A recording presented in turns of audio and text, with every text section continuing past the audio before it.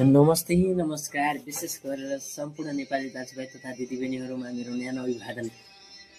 यतिखेरको बसाइमा भने म यो बिहानीको माझमा तपाईँहरू माझमा विशेष खबर ल्याएर आइसकेको छु र हाम्रो विभिन्न एसियाली खाडी मुलुकमा रहनुहुने सम्पूर्ण नेपाली दाजुभाइ तथा दिदीबहिनीहरूलाई विशेष गरेर के भन्न चाहन्छु भने अलिक सुरक्षित रहिदिन, सुरक्षित ठाउँमा जाहिदिन आग्रह गर्न चाहन्छु।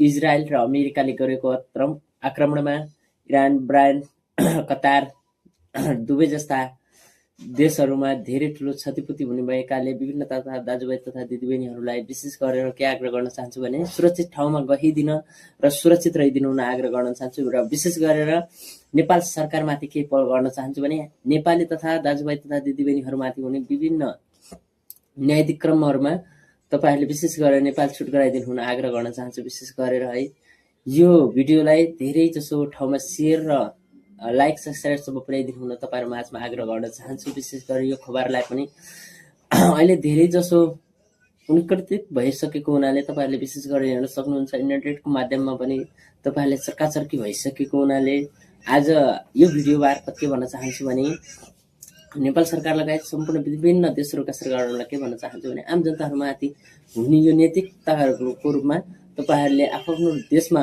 फिर्ता ल्याइदिन र सुरक्षित राखिदिनु हुन आग्रह गर्न चाहन्छु। विशेष गरेर र इरान, ब्रायन, इराक, कतार दुवै जस्ता देशहरूमा विभिन्न आक्रमणहरू भइरहेको हुनाले इजरायल र अमेरिकाले गरेका यी आक्रमण